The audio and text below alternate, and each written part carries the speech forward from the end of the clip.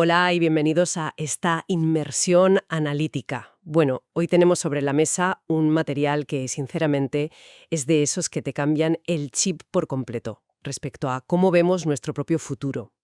Ya lo creo. Es un documento fascinante. Totalmente. Vamos a sumergirnos en un cuadernillo educativo del año 2026. Se titula Formación para la vida y el trabajo, quinto año, y está escrito por el profesor González Trillo en la provincia de Córdoba, en Argentina. Y fíjate que el objetivo central de nuestro análisis a fondo de hoy es básicamente desmitificar. Desmitificar por completo esa idea tan arraigada que tenemos de la vocación. Claro, esa visión de la vocación como si fuera un destino predeterminado o un talento innato con el que se nace y ya está. Exacto. Un rayo mágico que te cae del cielo. En su lugar, lo que vamos a hacer es explorar cómo las personas realmente construyen sus caminos vitales y profesionales. Pero en el día a día, Y estoy segura, de que esta perspectiva es una brújula imprescindible para cualquiera que se enfrente a decisiones importantes sobre su rumbo. Ayuda muchísimo a comprender que elegir es un proceso continuo, es dinámico y sobre todo humano. sí, y hay que dejar claro desde el primer minuto que esta no es la típica charlita de orientación sobre qué carrera estudiar. Para nada. Esto es un análisis psicológico y social profundo sobre cómo decidimos quiénes queremos ser en el mundo. Es un planteamiento que invita a dejar de ver la elección de un camino de vida como un momento de todo o nada. Ya, porque durante décadas el sistema ha presionado una barbaridad a la gente, especialmente en la juventud, para que tomen una decisión definitiva, inamovible, sobre su futuro. Y este enfoque hace justo lo contrario. Lo entiende como un proceso de autoconocimiento que no para nunca. Es muy reconfortante porque quita un peso enorme de los hombros a quienes atraviesan estas etapas de transición. Pero al mismo tiempo te devuelve la responsabilidad, claro. Ya no vale sentarse a esperar a que la vocación aparezca por arte de magia. Tenemos que ser sujetos activos, arquitectos de nuestra propia trayectoria. Eso es. Vale, pues vamos a desglosar esto desde el principio. El texto arranca introduciendo las ideas del psicólogo Rodolfo Bohlabelsky, y aquí es donde la perspectiva tradicional se desmorona por completo. Totalmente. Nos han vendido la vocación como un llamado místico. O sea, la misma palabra vocación viene del latín vocatio, que significa llamada. Pero Bohoslavsky plantea que la vocación no se descubre debajo de una piedra o haciendo un test de 15 minutos por internet. Ni de broma. Se construye mediante un proceso activo. Y esa construcción requiere, irremediablemente, tomar decisiones constantes. Elegir significa pasar de lo conocido a lo desconocido. Y eso da vértigo. Muchísimo vértigo. Toda elección conlleva una carga de ansiedad, y lo que Bohoslavsky define clínicamente como un proceso de duelo. Fíjate que esto es vital asimilarlo. Cuando alguien elige un camino, inevitablemente está dejando atrás otras posibilidades, otros proyectos y, en el fondo, otras formas de ser. Claro, porque quien decide formarse como arquitecto, de alguna manera, tiene que hacer el duelo por esa versión de sí mismo que, no sé, que podría haber sido músico, biólogo o escritor. Exactamente.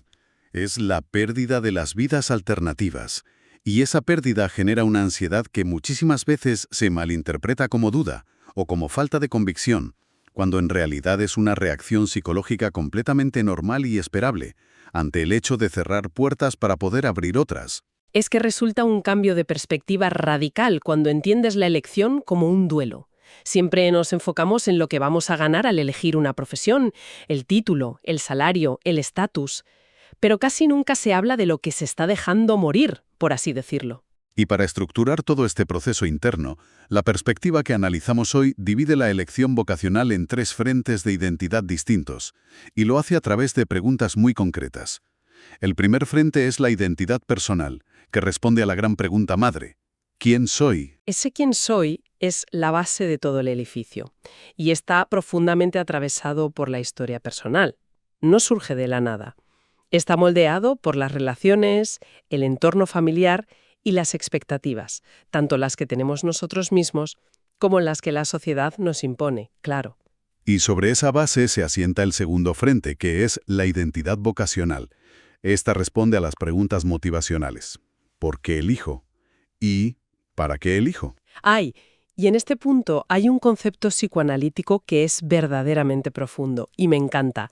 Se menciona que desde una perspectiva psicodinámica, La vocación puede entenderse como una respuesta reparatoria. Es un concepto fascinante. Lo es. Básicamente nos dice que a veces elegimos una profesión para sanar nuestras propias heridas del pasado. Pensemos en alguien que creció viendo injusticias o desprotección a su alrededor y decide formarse como juez o como trabajador social. Su trabajo diario es una forma de reparar ese entorno roto de su infancia. O alguien que sufrió la pérdida de un familiar por una enfermedad y dedica toda su vida a la medicina. Exacto. Es buscar sanar algo interno a través del aporte que se hace al mundo. Me parece una visión preciosa de por qué nos atraen magnéticamente ciertas áreas y no otras. Es que la vocación como mecanismo de reparación del yo es uno de los motores más potentes del comportamiento humano. Le da un sentido de trascendencia tremendo al trabajo rutinario.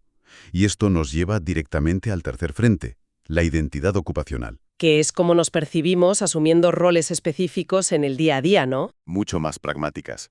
Cómo, cuándo, dónde, con qué recursos y a la manera de quién voy a realizar esta labor. Y deteniéndonos en el dónde, el texto hace un análisis brillante sobre las ansiedades espaciales a la hora de imaginar un entorno laboral. Ah, sí, lo de las ansiedades agorafóbicas y claustrofóbicas. Exacto. Por un lado están las ansiedades agorafóbicas, que representan el miedo a perder la identidad en espacios demasiado abiertos o indeterminados. Y por otro, las ansiedades claustrofóbicas, que son la sensación de asfixia, literal, al imaginarse en espacios cerrados, rígidos o muy hiperestructurados. Para que lo entendamos bien, imaginemos a alguien que se agobia físicamente solo de pensar en estar metido en un cubículo de oficina gris, fichando de 9 a 5 toda su vida. Esa sería la ansiedad claustrofóbica. Claramente. Frente a alguien a quien le aterra la simple idea de ser un trabajador independiente, un freelance, sin una oficina física a la que ir, sin un horario fijo, flotando en la incertidumbre del teletrabajo continuo desde casa. Esa sería la agorafóbica. Es pura psicología aplicada a cómo encajamos en el espacio físico y mental del trabajo. Totalmente. Pero a ver, avancemos hacia lo que podríamos llamar la trinidad de la elección. Entramos en el terreno de los intereses, las habilidades y los saberes. Y empezando por los intereses, creo que existe una tendencia muy fuerte a pensar que un interés es simplemente un hobby, algo para pasar el rato en el tiempo libre, pero aquí el concepto va mucho más allá de un simple me gusta. John Dewey, el filósofo y pedagogo, lo explicaba de forma magistral. Él decía que el interés es la señal de que una experiencia está en marcha y se desarrolla. O sea, el interés no es una foto fija de lo que a una persona le agrada hoy. Es un motor. Exacto. Es un motor dinámico. Es aquello que alguien puede imaginarse deseando explorar en el futuro.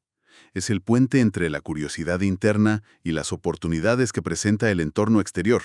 Por ejemplo, a alguien le pueden interesar muchísimo los videojuegos hoy, pero su verdadero interés vocacional en desarrollo podría ser, no sé, la resolución de problemas lógicos o la narrativa interactiva. Vale, pero detengámonos aquí un momento. Cuando hablamos de habilidades, solemos escuchar a muchísima gente frustrada diciendo, es que yo no tengo talento para esto, y abandonan antes incluso de empezar. Se hace una distinción muy tajante entre el talento innato y la habilidad. Sí, es un clásico. Pero, ¿qué pasa con los límites reales? Quiero decir, ¿no es un poco utópico decir que con esfuerzo cualquier habilidad se puede entrenar y lograr, sin importar de dónde partamos? Es una objeción muy válida. Y precisamente por eso el material recurre a la teoría de Lev Vygotsky y su famoso concepto de la zona de desarrollo próximo. No se trata de un optimismo ciego estilo libros de autoayuda que afirma que cualquiera puede ser astronauta o atleta olímpico a los 50 años. Claro, eso sería absurdo. Vygotsky lo que plantea es que las capacidades no deben evaluarse solo por lo que alguien puede hacer en soledad en este preciso momento, sino por lo que puede lograr mañana con la mediación, la enseñanza y el andamiaje adecuado. O sea, el apoyo. Eso es, el talento, entendido como algo puramente biológico y estático desde el nacimiento, es un concepto paralizante. Si uno cree que no nace con el don, pues se rinde. La habilidad, por el contrario, reconoce que hay un punto de partida, sí, pero pone todo el foco en la capacidad de expansión. Como dice la teoría, lo que hoy es zona de desarrollo próximo, mañana será desarrollo real, siempre y cuando haya entrenamiento y apoyo, claro. Entendido así, resulta un enfoque sumamente liberador. La falta de pericia en el presente no es una condena, es simplemente un indicador del entrenamiento que nos falta por hacer. Y esto, fíjate, enlaza directamente con el tercer pilar de esta trinidad, los saberes, que por supuesto no son exclusivamente los diplomas oficiales que uno cuelga en la pared de un despacho. Para nada. La distinción entre saberes formales e informales es crucial en este punto. Paulo Freire lo resumía en una frase brillante. Decía, no hay saber más o saber menos, hay saberes diferentes. ¡Qué gran verdad! El marco educativo tradicional a menudo ignora los saberes familiares, los comunitarios o los que se adquieren a través de la experiencia pura. La realidad es que la sociedad, dependiendo de su modelo productivo, histórico y político, pues decide qué saberes cotizan al alza y cuáles a la baja en el mercado. Claro, saber programar código en Python y saber diagnosticar el fallo en el motor de un tractor son saberes completamente diferentes en su forma, pero ambos requieren un nivel de lógica, de resolución de problemas y de experiencia que es sumamente complejo. Sin duda. Sin embargo, el mercado laboral actual los remunera y los valora con un prestigio muy distinto. Pero para la persona que construye su identidad, ambos conocimientos forman un capital invaluable. Así es. Ahora, hablando de trayectorias, hay un aspecto que supone un alivio absoluto frente a la enorme presión social que sufrimos: el derecho a cambiar de opinión. La sociedad suele estigmatizar muchísimo el cambio de carrera o la reorientación profesional, pasados, no sé, los 30 años, tratándolo casi como un fracaso o un tiempo perdido. Y ese estigma es una de las grandes trampas del sistema. El psicólogo Donald Super aborda esto explicando que la elección ocupacional está intrínsecamente ligada al autoconcepto de la persona. Y el autoconcepto no es un bloque de cemento, es algo orgánico. Evoluciona, madura y se modifica con las experiencias vitales a lo largo de los años. Las prioridades cambian, lógicamente. Por lo tanto, explorar, dudar y reelegir no es un fallo en el sistema, es una prueba de desarrollo humano normal y de hecho saludable. Pretender que la elección que hiciste a los 18 años siga siendo válida y perfecta a los 40 es francamente ignorar la maduración psicológica del individuo. Totalmente de acuerdo. Y la teoría constructivista de Mark Savikas profundiza aún más en esto. Él plantea que la vocación es, en esencia, un relato personal, una construcción puramente narrativa. Las personas le otorgan sentido a su pasado, a su presente y a su futuro a través de la historia que se cuentan a sí mismas, para dar coherencia a sus vidas. Es que la metáfora del relato es potentísima. Las crisis vocacionales, desde este enfoque, ocurren cuando el guión que la persona venía sosteniendo simplemente deja de encajar con su realidad actual. Ya no le representa. Exacto. Imaginemos a alguien que construyó su identidad en torno a ser un ejecutivo agresivo, dedicado enteramente a la empresa trabajando 14 horas diarias. A los 40 años, tras una experiencia vital transformadora, no sé, una enfermedad o el nacimiento de un hijo, esa narrativa deja de representarle. Hay una tensión insoportable entre lo que hace y lo que es ahora mismo. Claro. Reelegir un camino no es equivocarse, ni es tirar por la borda todo lo anterior para empezar de cero. Es sencillamente reescribir la propia historia, integrando los nuevos significados y aprendizajes en el siguiente capítulo de ese libro. Reescribir la propia historia. Es un concepto que, la verdad, te quita muchísimo peso de encima. Entonces, pasando a la aplicación práctica de todo esto, el texto hace una separación muy necesaria entre lo que es el proyecto de vida y el proyecto ocupacional. Dos términos que en nuestra cultura del rendimiento tendemos a mezclar hasta hacerlos indistinguibles. Y confundirlos es, de hecho, el origen de gran parte de la insatisfacción moderna. El proyecto de vida es el gran paraguas, es la estructura integral que abarca los vínculos afectivos, los valores éticos, la forma de disfrutar el tiempo libre, la salud, la participación cívica y en general el sentido que se le quiere dar a la existencia. Es la visión panorámica. Eso es. Responde a la pregunta fundamental de ¿qué tipo de vida quiero vivir? El proyecto ocupacional, en cambio, es solo uno de los rayos de esa rueda. Se refiere específicamente a qué labor quiero desempeñar, en qué contexto, con quiénes y para qué, pero en el ámbito estrictamente productivo o académico. O sea, el trabajo es solo una porción del pastel, no el pastel entero. El problema surge cuando la cultura laboral exige que esa porción devore a todas las demás.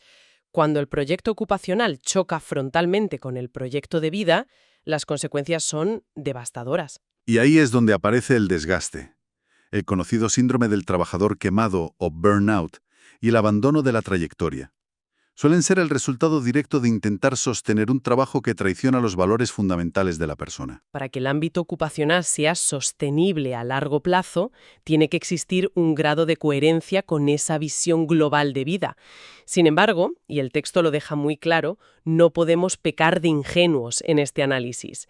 Y aquí es donde se introduce un necesario baño de realidad. Muy necesario. Hasta ahora hemos hablado de narrativas, de deseos y autoconceptos, pero los proyectos de vida no se construyen en un laboratorio aséptico. Existen desigualdades estructurales innegables en la sociedad. Efectivamente, hay que informar sobre esto de manera muy objetiva, tal y como lo expone el autor.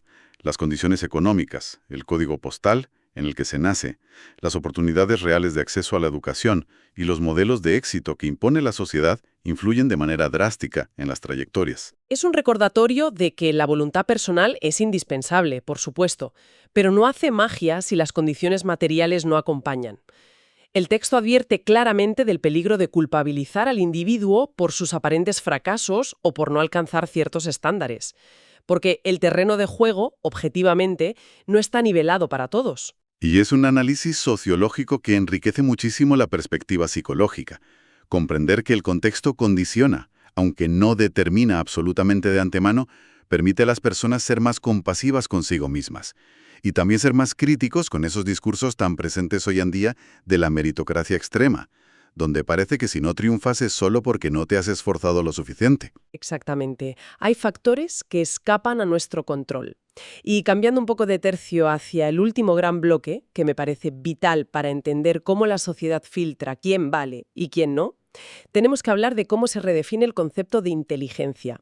Históricamente, el sistema educativo occidental ha medido el potencial de una persona casi exclusivamente mediante exámenes de lógica matemática y comprensión lectora. El famoso test de cociente intelectual. Ese mismo, el cociente intelectual que dejaba fuera mentes brillantes que simplemente operaban en otra frecuencia. Y ese paradigma clásico, que coronó lo lógico, matemático y lo lingüístico durante toda la era industrial, comenzó a resquebrajarse seriamente cuando el psicólogo Howard Gardner formuló la teoría de las inteligencias múltiples allá por 1983. Un antes y un después en la educación. Sin duda, Gardner propuso algo revolucionario. Dijo que la inteligencia no es una capacidad mental única que se pueda medir con un solo test numérico, sino que es una red de capacidades diversas, autónomas y, lo más importante de todo, no jerárquicas. O sea, ninguna es mejor que otra por defecto. Ninguna inteligencia es inherentemente superior a otra en el vacío. Su valor depende siempre de los problemas que haya que resolver en un contexto cultural o histórico específico. Detengámonos a repasar estas inteligencias, porque entenderlas explica perfectamente por qué ciertas personas brillan en la práctica diaria, pero fracasaban estrepitosamente en las aulas tradicionales. Las dos primeras son las consentidas del sistema: la lingüística, propia de escritores, oradores o traductores, y la lógico-matemática, que es el reino de los ingenieros y científicos. Pero luego el espectro se amplía maravillosamente. Fíjate en la inteligencia espacial. Es la capacidad de formar un modelo mental del mundo en 3 dimensiones y maniobrar usando ese modelo. Los arquitectos, los escultores o los pilotos la usan constantemente. Incluso los taxistas, desarrollando mapas mentales complejísimos de una gran ciudad sin usar el GPS. Madre mía, es que eso es puro procesamiento mental. Y luego encontramos la inteligencia musical, que va muchísimo más allá de tener buen oído. Implica la capacidad de reconocer y componer patrones sonoros, ritmos y tonos de forma intuitiva. Y hay una que a menudo fue relegada injustamente al concepto despectivo de trabajo manual. Me refiero a la inteligencia corporal cinestésica. Es la habilidad suprema para usar todo el cuerpo o partes de él para resolver problemas o crear productos. Los bailarines o los atletas de élite la poseen, claro. Por supuesto. Pero también un cirujano que realiza una operación a corazón abierto o un relojero trabajando con piezas milimétricas bajo un microscopio. Reducir eso a simple habilidad manual es ignorar la brutal carga cognitiva que requiere coordinar el cerebro con el cuerpo a ese nivel. Totalmente cierto. Después entramos en las inteligencias personales, que son básicamente el pegamento invisible de nuestra sociedad. Por un lado, la intrapersonal, que es la capacidad de bucear en uno mismo, entender las propias emociones, los miedos y las motivaciones para construir un modelo preciso del yo. Y su contrapartida exterior, la interpersonal. Que es la empatía en estado puro, la capacidad de leer las intenciones, los deseos y los estados de ánimo de los demás. Un líder, un psicólogo o un docente sin inteligencia interpersonal está condenado al fracaso, por mucho cociente intelectual que tenga en un papel. Es que no hay forma de gestionar equipos sin ella. Y a estas 7 originales, Gardner añadió posteriormente una octava, la naturalista, que es la capacidad de observar, clasificar y comprender los patrones del entorno natural y los ecosistemas, vital para biólogos, agricultores o ecologistas. Lo interesante aquí es que el debate no se cerró con Gardner. El panorama general del desarrollo humano exigía ir un poco más allá. Y otros pensadores propusieron dimensiones ampliadas, dimensiones que, aunque tal vez no cumplan los estrictos criterios neurológicos o biológicos que pedía Gardner, son ejes centrales para el proyecto de vida de cualquier persona. Así es. Hablamos, por ejemplo, de la dimensión existencial. La capacidad de situarse a uno mismo frente a las facetas más extremas del cosmos, cuestionando el sentido de la vida, la muerte y el propio propósito humano en el universo. Que es una capacidad que, sobre todo en tiempos de tanta incertidumbre, se vuelve un pilar fundamental de salud mental. Y en esa misma línea se sitúa la dimensión espiritual, propuesta por pensadores como Sohar y Marshall. Ellos la definen no necesariamente desde la religión tradicional, sino como la capacidad de vivir y actuar en base a valores profundos, propósitos de vida y compasión genuina. También tenemos la dimensión moral, estructurada por psicólogos como Kohlberg. Se refiere a nuestra capacidad y madurez para emitir juicios éticos complejos ante dilemas difíciles. Además de estas, es inevitable mencionar la conocidísima inteligencia emocional de Daniel Goleman, que revolucionó por completo el mundo corporativo. Aunque bueno, Gardner argumentaría que en realidad es la intersección práctica de sus inteligencias intrapersonal e interpersonal. Sí. Es un debate académico, pero en la práctica funcional es un concepto clave. Y finalmente, una capacidad hermosísima que a veces pasamos por alto: la inteligencia pedagógica. No basta con saber algo profundamente. Hay que tener la estructura cognitiva y la empatía suficiente para traducir ese conocimiento y enseñarlo para que otra persona lo comprenda y lo haga suyo. Tela. La cantidad de tela que hay para cortar aquí es inmensa.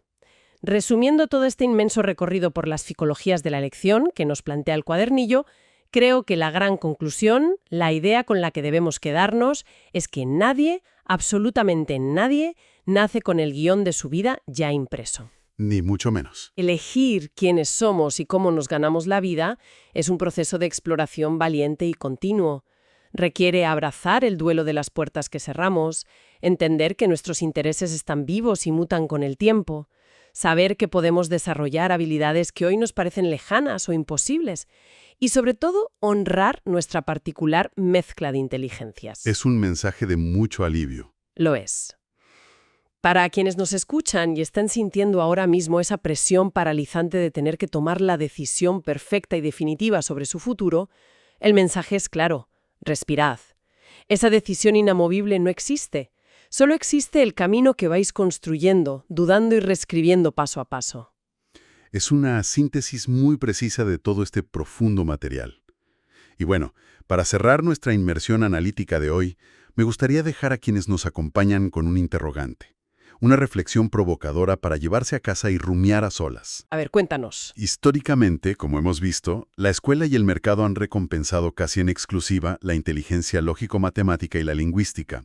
Sin embargo, en pleno siglo XXI, estamos viendo cómo la inteligencia artificial ya es capaz de redactar textos complejos, traducir idiomas en tiempo real, escribir código de programación y resolver ecuaciones matemáticas en milisegundos. Sí, es imparable.